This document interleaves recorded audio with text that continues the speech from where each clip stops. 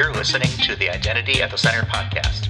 This is the show that talks about identity and access management and making sure you know who has access to what. Let's get started.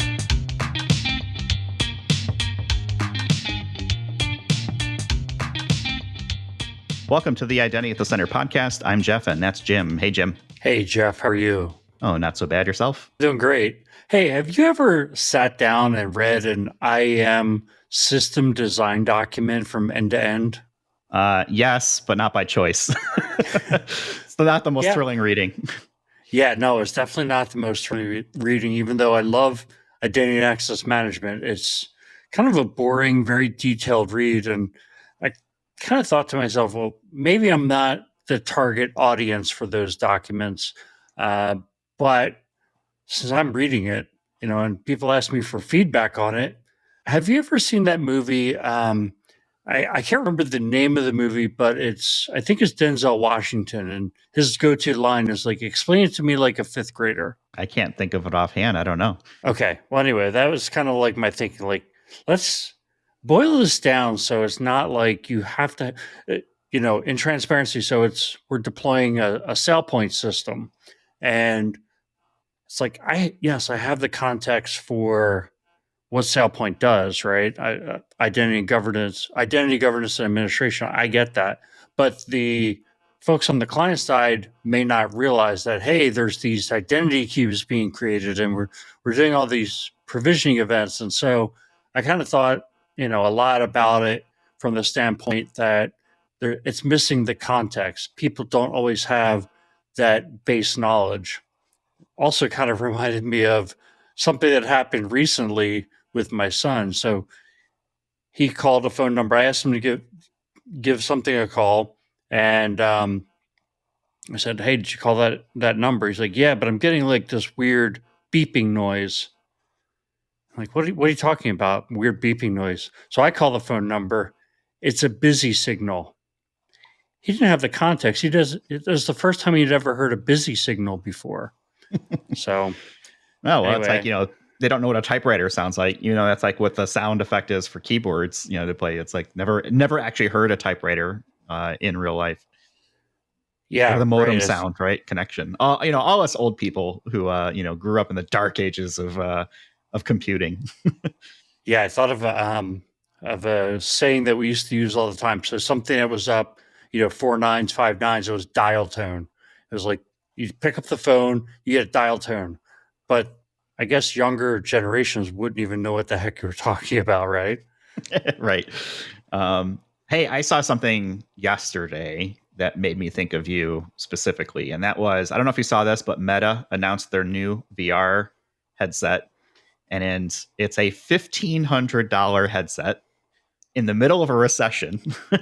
And its selling point is that it's really meant for like the business and the enterprise, so that you can have your team meetings in the metaverse. Doesn't that sound exciting? I love it. I mean, it might be an idea that's a little bit ahead of its time, but I think eventually that's the way it's going to go. People want to feel like they're in the room together without leaving their house. And I think being an avatar kind of like allows you to get up and, not get out of your jammies and go right into the meeting and, be wearing a 3-piece suit if you want. I hate this. There is no way I'm spending $1,500 on a headset just to attend a team meeting. And you know me, I love technology. I'm surrounded by it. I'm always testing stuff, but that is not a feature that I am interested in when it comes to VR or any of the things. I do not want to be in a meeting in VR. Now, what if you had that headset on and it had the functionality that you felt like you're in a conference room and you had access to whiteboards and you pretty much hold what felt like a marker and you're writing on the whiteboard, and it really felt like you were in the room and you could look around and see people's reactions and things like that. Wouldn't that be worth it? Not really, because the visual fidelity isn't there yet. This is not, so right. This is an audio podcast, but we do have a video component that we use behind the scenes, and this camera quality is good, right? We can kind of see each other, and everything looks good. That is not what the metaverse today looks like. It is not photorealistic. It is. I would probably equate it to something like Nintendo and like those Mii characters that they have from like the Nintendo Wii and stuff like that. Like that's the visual fidelity of it. And no, I don't want to take a pen and write because I can't read my own handwriting. I sure as heck can't read it in a virtual wall that I have no idea what I'm writing up against. Yeah, I remember it was about 15 years ago, and the company I was working for was rolling out these Cisco, basically televisions to put in all the conference rooms, and they had cameras on them and things like that. And it was basically like having a Teams meeting, from conference room to conference room. And people were like, who needs this? Why would we spend $10,000 on this? So I think that reality when things first break in, super high cost, relatively low quality compared to what we can do today. Um, Nowadays I couldn't imagine conducting business without video calls. Yeah, I think it's helpful. I just the technology for the metaverse is not there yet. It is not even close to what a video call looks like. Like it just doesn't look like that. It looks like a video game. What did you think of 3D TV? I never got into it. Never had it. I think at the time in my life when it was starting to maybe be a thing, I wore glasses. So wearing glasses on top of another set of glasses did not sound the most appealing or most comfortable thing. Same reason I didn't really get into VR several years back was I used to wear glasses, and having glasses underneath my HTC Vive, for those that were curious, was not a comfortable thing. I got LASIK, went back to it and tried it again, and it was better, but still not comfortable having like this heavy thing on your head that is very front heavy too. It makes your face want to like tilt forward. So there needs to be like a better design that maybe takes the battery, like in some of the newer ones, that kind of shifts it to the back so that you've now got this heavy, sort of almost like a giant helmet on. Yeah, right. Exactly. Yeah. Well, I mean, I'll say one thing. It's like, I love being in person for conferences and meeting people, but I don't know about some of the business meetings or whether or not they're ever going to be held in person in locations like they were in the past, where, so many of the clients that we work with, their teams are spread out around the country. So they'd not only have to fly us as consultants in, but they have to fly in their own team members to some kind of central office. And, it's cost on top of cost.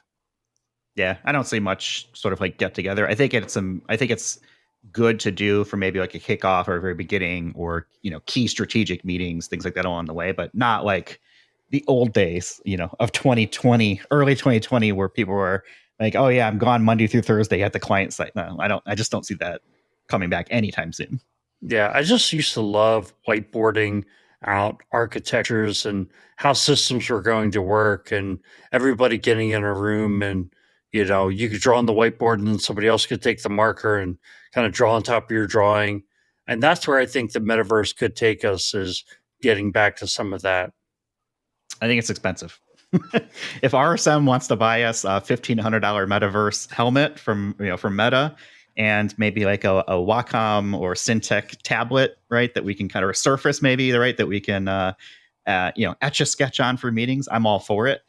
But that sounds like a pretty hefty investment for just being able to whiteboard. I'd like to just edit what you just said. If anybody wants to buy us those things, they're allowed to. Yeah. Okay. Yeah. Maybe Meta wants to sponsor the Identity Center podcast and send us a couple of headsets to do that.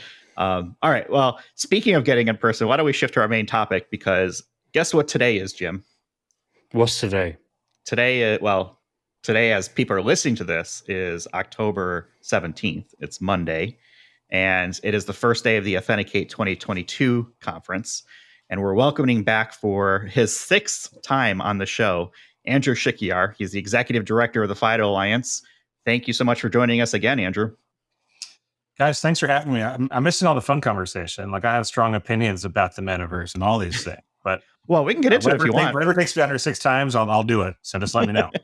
Well, we can get into it if you want before we get to the conference. But would you spend $1,500 on a headset for Teams meeting? No, I wouldn't. And Jim, I thought your analogy of 3D TV was good. I was really cool. I was really excited about that when it came out, and I still have a dusty bin of 3D glasses somewhere. I do think the metaverse has some legs, though. I was a skeptic until recently. My kids got a headset, and it's pretty immersive. But I just happened to see an email headline come through this morning that someone's projecting the enterprise metaverse market to be $60 billion.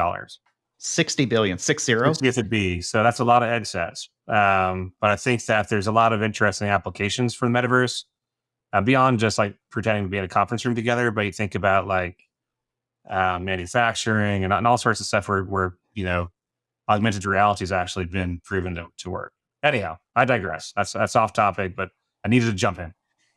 No, thanks for that. And I agree with you. I think augmented reality is a much different beast and definitely has some interesting use cases. Let's talk Authenticate conference. Yes. Because today is the first day. People listening to this, if they're catching us right when it hits the internet, and you'd be surprised, like in the first hour, there are already like a few hundred people who have downloaded before I've even like made an announcement on it, which is pretty cool. So thank you for that, listeners. But if you're listening to this, let's talk about the Authenticate conference this year. Can you give us a little bit of a preview? Who and what can people expect from this year?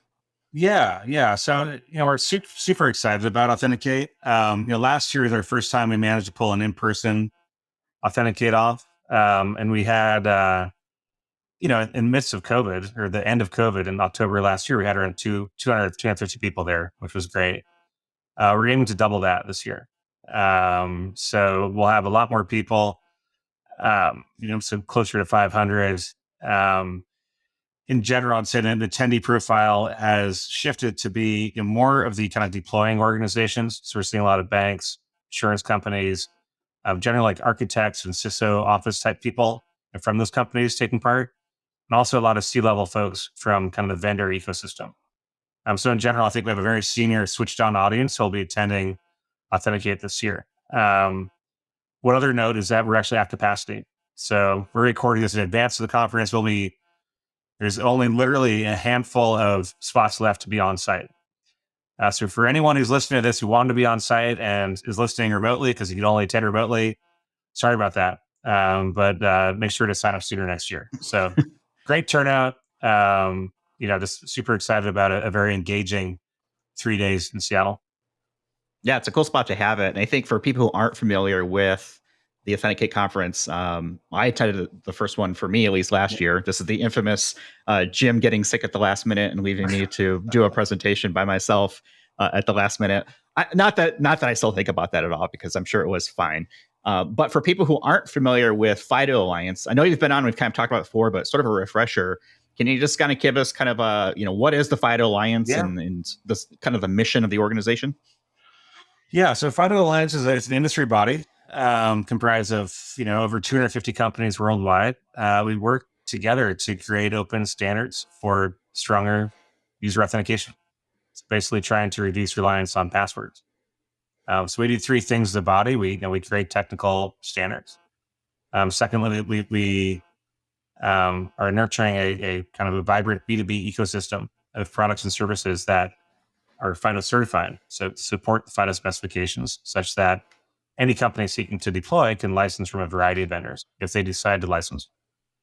And last but not least, we focus a lot and more on facilitating adoption. So that may mean giving best practice guidance. That might mean, implementation guidelines. We're doing more and more work around usability. That also includes things like Authenticate. Right? So really bringing the community together to elevate the overall awareness and knowledge of what FIDO is, where it's going, and how to successfully implement FIDO authentication. I think it's just so cool. I've had an opportunity to talk to a few of the speakers over the last few days, because just previewing during the conference, the Identity at the Center podcast is going to have guests on who are speakers at the conference. And so I've gotten to speak to a lot of those people, and it's like, this is square on identity and access management. These are people who are doing it in the real world. But I'm getting super familiar with the agenda. I mean, there are so many more people who I'd love to have on the show, but we can't get to everybody. But I noticed a few major themes that are kind of baked into the agenda. And the first thing is around passkeys. And it's such a hot topic right now. Yeah. Why don't we just start off with the very basic, what is a passkey? Yeah. So passkey is, first of all, it's probably been the headline activity for FIDO Alliance in 2022. So backing up, back in May, we issued a joint announcement between FIDO Alliance, Apple, Google, and Microsoft, where the three platform companies, committed to support a FIDO implementation that allows the private key to be securely synced on the operating system cloud. All right. So whereas historically, the private key has always been bound to a device, which is really good from a security profile standpoint, but we found is limiting deployment from a usability standpoint for what I'll call like the long tail of consumer applications in particular. So if you think about it, when the private key can't leave the device, that means that every user needs to enroll every device for every service. So if I go to say eBay on my MacBook and enroll for, sign into my account with a password, it gives me the option to then use Touch ID every time thereafter. I can then use it on that device. But then when I walk up to my iPad or my iPhone or my PC or my Android phone, each time I need to enroll that device. So each time I need to enter a password, and then I could have my FIDO key pair established and use, my local on-device authentication biometric or PIN. That doesn't scale quite well for consumers. Right. And so by allowing this key to be securely synced, it really opens up the door to providing what I'll call it a password manager like experience, but with FIDO key pairs instead of passwords. And I think consumers who've adopted password managers, whether they know they're doing it or not, right? So whether you're licensing from 1Password or Dashlane, or you're just using browser form fill, they come to expect that experience. Where every time I go to a site, I either have the password stored in there, I don't need to remember it. And so why should FIDO be any different? If anything, it should be much smoother and it should be a better user experience. So we think that what we talked about, when we announced this passkey support back in May, will bring exactly that to a huge number of consumer applications. Now, our literal definition of passkey is actually expanded. So we'll be talking about this a lot this week at Authenticate. But to FIDO Alliance, passkey basically means any sort of passwordless FIDO-enabled authentication. Right. So in the most people, when they talk about it, are thinking about the sync scenario, but that could also include, pre-existing support for passwordless authentication using, say, a FIDO security key, right? Or even like a native app, where anytime we're using a FIDO protocol to have a passwordless sign-in, we will call a passkey. And what's interesting about that is, one challenge we've had, frankly, as an organization is that there's no consumer term for FIDO, right? Or platform authenticator, God forbid, or anything like that. So, I think there's really been a gap in the market when you're talking about how to do this. And so by, collectively agreeing to use the term passkey for passwordless sign-in, and then having a corresponding logo program that's being supported by FIDO Alliance, but most importantly also by Apple, Google, and Microsoft, I think it's going to really accelerate industry-wide adoption of FIDO-based passwordless sign-ins. So I'm assuming when you went over those different ecosystems, the passkey is bound within an ecosystem, right? It's not cross ecosystem. You wouldn't flow that private key from Apple to Google or things like that. I'm assuming that's the case. Also, the key is synced locally, is synced on the OS cloud, but you can actually go across devices. All right. So go back to my scenario where I start with we'll use eBay. Just using that as an example, by the way. So they're not necessarily doing this. But they kind of are a poster child for FIDO since they've done so much, to deploy web authent. In that case, say I'm with them and I started in my Apple ecosystem, and then I go to my PC. What I could do then is, type in my username, and then that eBay or that service provider can say, "Oh, hey, look, Andrew, I see you have a passkey. Do you want to use your passkey?" In which case, I could say yes. And then they present me with the option for a local device, cross-device sign-in, where I could use, say, my phone to shoot the QR code on that screen, which would then allow for an intelligent Bluetooth pairing to happen between my two devices.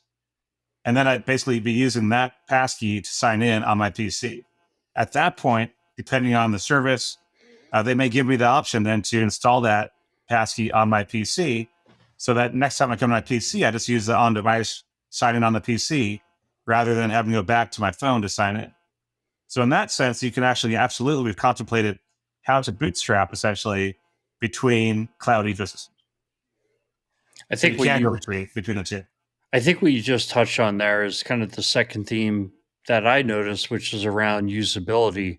Is this is all about making people's lives easier who are dealing with technology? Now, the first thing I think what drives usability is ubiquity. So when you see something done over and over again, and that's why something, or one of the reasons why SMS one-time passwords has become so popular and so easy to use, that even if you're not an IT person, you can figure it out because it's done everywhere. I'm not saying that's right, but it does have its ubiquity has its advantages. But usability being that second theme, kind of what what can people expect out of that? Yeah, I think you're spot on, Jim. So when we talk more and more about usability, in fact, I say, and it's true, that pretty much every conversation I have these days about FIDO authentication begins and ends with usability. So note to self, I have to finish this conversation talking about usability. But generally, I'm talking to companies who are seeking to deploy, about FIDO. I think ubiquity is really important, right? You think about like FIDO's goal, what we're trying to do is it's very ambitious, if not audacious, right? Replacing dependence on passwords. How do you do that? And one way to think about it is, what are the advantages that passwords hold, or passwords plus SMS OTP, as you mentioned? The number one advantage they have is ubiquity, and then incumbents, right? They're a known commodity, and you can pretty much do them anywhere, right? So we've taken on the ubiquity challenge by getting FIDO basically sedimented in every operating system, every device, every browser around the planet. All right, through the work we do with W3C, with WebAuthn, and then the implementing platform providers we have in the alliance, we've hit that point of ubiquity, or we're hitting it. We're getting closer to it. Beyond that, I think we look at usability in a couple of ways. I see three key things. First is tied to the first point, tied to ubiquity, in the sense that there's kind of a general user education and experience curve that needs to happen. So while not using passwords is easier than using passwords, it is a change. And as I get older, I get more averse to change, and a lot of people are averse to change. You're accustomed to looking for that username password dialog box when you go to a website. And if that goes away, well, what do I do? And how does that make me feel if it's my bank or something I've been using for years? All right. So we need to, and that's a gradual thing. That's not going to happen overnight. Even when the technology is there, we need to have best practices on how to migrate consumers from logging in the ways they know to the way that is new to them. So I think that's one part of it, is kind of that just general learned experience, messaging and terminology. Right, we've done a lot of testing on that front as well. How do you explain this to people? Right, what are their concerns? And one thing we learned, for example, that letting people know they have a passwordless option is better than making them feel like they're taking something away. So that's interesting too. So messaging and having a common term for a FIDO authentication process, which is what we're going to call passkey, will help immensely in that regard. Second kind of usability thing is actually the usability itself, like the UX, right? So yes, while WebAuthn is supported everywhere, and we see it's implemented on a lot of sites, but there still are some kind of awkward steps sometimes in the user journey when it comes to, say, OS prompts or browser prompts or inconsistencies there. So tying back to the platform commitment to passkey, we think that tighter integration with the platforms will help immensely. All right. So as the passkey concepts being woven into the very fabric of things like iOS and macOS Ventura and Chrome and Windows, you'll see much more natural and intuitive flow for consumers as they start using this passwordless technology. And then the last thing is what we talked about before, like the need to re-enroll every device for every service is just counterintuitive. It's a bad user experience. It's also a security risk as well, as it's making the service providers basically maintain a readily available password for re-enrollment of each device. The third theme that I wanted to talk about at the conference, I think, is the most important, which is kind of the case studies. It's the folks in the real world who are doing FIDO. They're killing the password. Andrew, I think what you guys are doing with the FIDO Alliance is it's just so important. where his place will be in history, I don't know. But I mean, we've been talking about killing the password for, definitely more than a decade. I think there will be a world someday where kids don't know what a dial or what a busy signal looks like or sounds like, and they won't know what a password is. And that's just going to happen. But the way it's going to happen is by getting to ubiquity. It's going to be by chipping away at those. And the conference agenda has a lot of the case studies, has people in the real world who are getting rid of passwords, going with biometrics, going with possession-based authentication. We're going to have a few of those folks on the podcast. We're going to be able to pull them out next week and get an hour of their time. But what do you have to say about those case studies? I mean, I think that it seems like it was an important enough theme that they're kind of strewn throughout the agenda. Yeah, no, that's a great point, Jim. Ultimately, I think case studies are the most important thing that FIDO Alliance can provide to the community at large to help everyone advance their own passwordless journeys. And getting to passwordless is a journey, not a sprint, for the reasons we just talked about. We're just trying to accelerate that journey, and we have some great case studies coming up at Authenticate. Really too many to list, but Salesforce, we'll talk about their B2B implementation. Citibank, I haven't seen this case study yet, talking about rolling out passwordless authentication to 200 million users. Like that came in, that was submitted to us, and blown away when I saw that submission come through. Cloudflare famously fought off the Octopus Act by using FIDO security keys. I'll talk about that. Target's talking about their perspectives on how they're deploying FIDO, and many, many more. So, we strove to have case studies reflecting each use case. Inside the enterprise, consumers, even some embedded type work. So I think we'll have all those and more at the conference. We also have a lot of on-demand content too. I should note that this is a hybrid event, so we're expecting around 450 people on site, about the same remote. We have some custom content for remote attendees, including some case studies from BBVA, Yahoo Japan, and others who are talking about how they've deployed too. So in general, any content that we're sharing at Authenticate will eventually be made available to the community at large. Because case studies are the key to, I think, accelerating deployments from other parties. Yeah, I think the case studies are a really good opportunity to ask questions too. I remember last year, as people were coming off the stage, kind of talking about their things, there was like a rush of people, maybe not a rush, probably not the right word, but several people, right, who kind of came up and were asking questions and wanted to sort of pick the brain of the person talking about what they were working on. I think this is another example of that. You also hit something that I wanted to ask earlier is, I know it's hybrid, right, virtual and on site, and I think you basically just answered my question: is there any difference between the attendee types? And it sounds like there is some extra things going on for the virtual attendees. Did I hear that right? But the on-site attendees also have access to the virtual platform, so it's all integrated. It's actually, I'm quite impressed with the platform. We're happy with how it worked last year, and knock on wood, it'll work seamlessly this year as well. But we have maybe 20 different pre-recorded episodes, which are actually 20 pre-recorded sessions, which should be available now to anyone who has who's registered to attend. In addition to the on-site sessions, which we will record and stream live for remote attendees and make available on demand as soon as we can process them for remote attendees as well. Yeah, I think that's pretty cool. The one thing I'm kind of excited about that I wasn't able to make last year, and hopefully I'll be able to make it this year, was the event at the Museum of Pop Culture, or MoPop. What can I expect as a newbie, having never been there before? So MoPop's awesome. It's a museum of pop culture. If anyone doesn't know the history on this, which many people probably don't, Paul Allen, co-founder of Microsoft, huge philanthropist in Seattle, also a huge music fan. And Seattle has a rich music history, as everyone should know. He founded this museum as kind of an homage to Jimi Hendrix. It was initially called the Jimi Hendrix Experience Museum. Really cool looking architecture, cool building, and then eventually turned into this Museum of Pop Culture, which looks at pop culture. So there's a lot of stuff, tied to music primarily, So the Seattle music scene is very well documented there. There's a really neat Nirvana exhibit, Pearl Jam exhibit.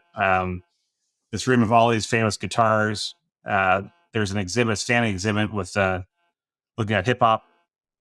But they also have pop culture stuff. And this year we've opened up more exhibits than we had last year. They have a really creepy kind of like horror section, like horror movie section that you can go to at your own risk. There's another exhibit, I think, on the set designer and the costume designer who did like Black Panther, all this stuff. So it's really just a neat place to spend a couple hours after Authenticate, wander around at your own leisure. We'll have music playing. We'll have lots of food and drink. It's going to be, it's a really fun experience and a great place to go. That sounds really cool. And I'm thinking of a nice horror segment of like the horror of passwords or something like that, right? Yes. The identity nerd in me. No, I can't. I'm actually kicking myself for not somehow thinking of that sooner. So yeah, no, it's a fun time. So it's a great way to wrap up. So it's also worth noting that Authenticate is a 3-day conference for the public, but it's also FIDO's North American member meeting. All right. So as a body, we meet 3 times a year, once in the US, once in Europe, once in Asia. So we overlap the US conference with Authenticate. So Wednesday will basically be like the closing party for Authenticate attendees and the welcome reception for people only attending the member meeting, which takes place Wednesday, Thursday, Friday. It sounds pretty cool. I'm excited to check it out. So I don't know if we want to break any news here, but do we know where Authenticate is going to be next year for people who can plan? Yeah. So this will be breaking news. First of all, this is your last chance to go to the MoPOP with FIDO Alliance, at least, because in 2023, we will be in lovely San Diego, California, in Carlsbad specifically. So we have a great venue there, a beautiful resort. We're going to have, basically run of the property.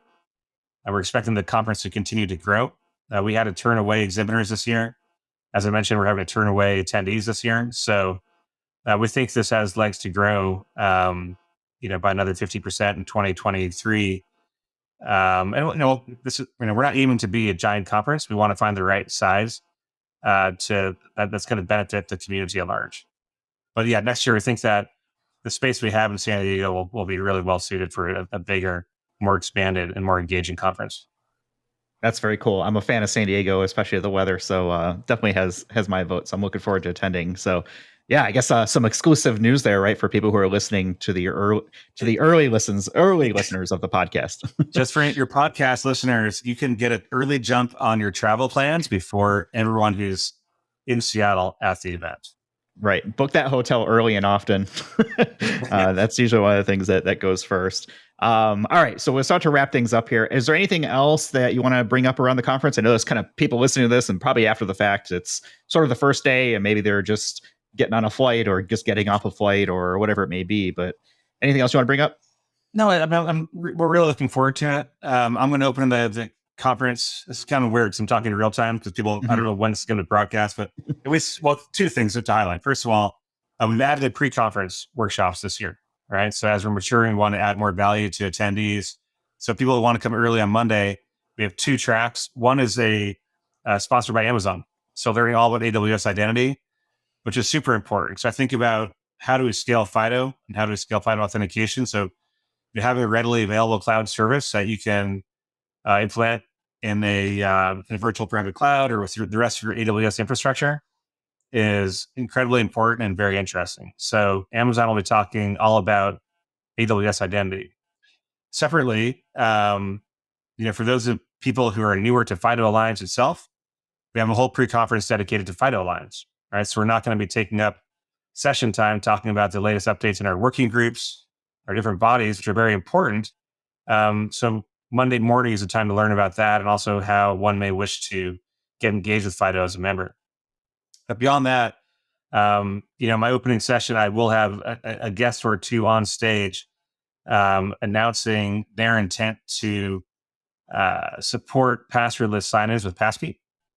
I'm not going to disclose their names now because there's still some things in progress, but I think they're 2 very big names who have been with FIDO pretty much since the beginning and will now be, helping us move into the next frontier as well. That's very cool. I'm looking forward to that. And you mentioned those pre kind of conference things. I think Jim and I are actually both looking at the AWS workshop as something that we're both looking at attending and kind of getting smarter on. So I am thankful for that education. Good. All right, let's end things on a lighter note here. I wanted to keep it on the Seattle tip for the kids, and here's what we're gonna go with. So I'm gonna list off a few famous Seattle music bands, and one of these bands has to go. Like, they are not invited to your party, your wedding, the remote desert island that you're gonna spend the rest of your life on. So you have to drop one. And the bands are Nirvana, Pearl Jam, Soundgarden, Alice in Chains, and Foo Fighters. One of those has to go. The other four can stay. Andrew, what are you going to go with? Or who are you not going to go with is probably the better way to ask it. Well, look, I grew up in Seattle. So I'm a Seattle native. One reason I love this having the conference there is I get to go home. And I'm very proud of Seattle as a city. And I haven't lived there for 30-something years, but still. A lot of memories there. And part of growing up in Seattle, in fact, like Mike McCready went to my high school, right? And so I was there in the 90s when all this stuff was emerging. But Seattle has a very rich music scene. Beyond the grunge music, there's, Jimi Hendrix and Quincy Jones and all sorts of great music. So to answer your question, I would say unequivocally, it's Heart. I'm cheated. Heart wasn't on that list, but okay. I cannot stand Heart. I'm like, if one band, like I hear it on any sort of classic rock station, like I have like this gag reflex and must change the station right away. So, all right, I can respect that. I feel the same way about Oasis. If I had to pick one of the ones, to play your game fairly, I would say Alice in Chains. Oh, that's rough. Yeah, I'd say Alice in Chains. I think Chris Cornell is amazing. I love Foo Fighters, and Pearl Jam just sings to me, literally. So I'd have to go with Alice in Chains, but that's a very tough decision. So I'm going to stick with Heart. Sorry, Nancy Wilson. Jim, who are you going to drop from the list of Nirvana, Pearl Jam, Soundgarden, Alice in Chains, Foo Fighters, and I guess Heart? We'll add a Heart to the list. Well, yeah, if you're going to make it easy for me, right? Yeah. No, this is a tough one, Jeff, and I've got so many side stories that go with this. Nirvana pretty much changed my life. Right, it hit right as I was a freshman in college, which is like the best time of your life. It was for me anyway. So they're definitely staying on the list. Pearl Jam was like right there as well. I was never a huge Soundgarden fan, but there are a lot of their songs that I like. Alice in Chains, I was a huge Alice in Chains fan, but one of my side stories was I love them so much, and I brought Dirt CD. It was on CD home when I went home for summer break, and I played it for my dad. And one of the songs is called Junkhead. Right? He's like, "Where's my drug of choice?" My dad's like, "What is this crap?" And I was like, "Oh yeah, I guess like this isn't the kind of music my dad wants me listening to." But I would have to keep Alice in Chains on the list, and Foo Fighters just like so many awesome songs. So if I had to pick one other than Heart, it's going to be Soundgarden. Okay, I can respect that. I guess of the list for me, I hate to say it, but Pearl Jam. I like Pearl Jam, but I like the other bands better. I don't know what it is, but for whatever reason, I just can't get behind some of the more recent Pearl Jam stuff that's been out there. If you talked about like, Versus and 10, yes, but those are really the only two albums that really kind of did anything for me. Versus and 10? Yeah, when I think of Pearl Jam, I just think of 10, and I think of Eddie Vedder's voice. The guy's just unbelievable. Like, oh yeah, totally talented. And actually, there's one song that I actually like out of all those, and that's "Spin the Black Circle." And it's not even on the first. It's not even on either of those two albums. It's on Vitology, I think it is. Yeah. Well, Eddie Vedder came from San Diego, and so there's a little rivalry between Seattle and San Diego about Eddie Vedder. So now there will be a rivalry around Authenticate also as we move to San Diego next year. Right. Yeah, exactly. Maybe we have like maybe not. Who really owns the FIDO Alliance conference? That's right. So if we hear Heart playing at the FIDO Alliance, if we hear Heart playing at the Authenticate conference, we know Andrew didn't pick that music selection. You'll know that Andrew got fired if that happens. Yes. You're gonna love Mopop. I can't wait to see you there. And it's the Nirvana exhibit's really neat. And the Pearl Jam room, I'll have to throw Jeff in there and lock the door. It's really cool also. Yeah. I can respect the talent. Yeah, that's a tough choice. Tough question, and I cheated, but that's a very tough question, Jeff. You did. You found a way around the rules. All right, let's go ahead and wrap things up for this week. Let people get on with the conference. Hope they enjoy it. Like Jim and I think we've all kind of mentioned, we'll be there. So feel free to come up and say hi. Trivia fun fact: Andrew, last year at Authenticate was the first time I ever had a listener come up to me and say they listened. So it was a little bit awkward for me. So I apologize to that listener for the interaction. But I've gotten better at it. This podcast is absolutely awesome, and your following is growing, and I give you guys a lot of credit, and I appreciate this opportunity. But it's great to see the podcast grow and mature, and your base grow as well, and it's well deserved. Yeah, and we appreciate the support you get us. Especially setting aside a little spot for us to kind of do our thing is very cool and helping us get guests. So the feeling is it's all on this side of the table, man. So appreciate it. What would you say you do here? We make hit records and put on golden podcast pants. That's what we do. All right. So we're going to go ahead and leave it for this week. Hope everyone is enjoying the conference. Hopefully we'll see people at the conference and down the road as well. You can check us out on the web. We're at identityattthecenter.com. We're on Twitter at IDAC Podcast. You've got AuthenticateCon.com is the website for the Authenticate conference itself. Then you've got FIDO Alliance, FIDO Alliance.org to learn more about all the fine work that Andrew and crew are doing to get rid of the password and maybe someday be able to enter something into the Mopop around the horror of passwords as some sort of weird identity nerd exhibit or something like that. So we'll go ahead and leave it at that. Thanks everyone for listening, and we'll talk with everyone in the next one. Thanks for listening to the Identity at the Center podcast. If you like what you heard, don't forget to subscribe and visit us on the web at identityattthecenter.com.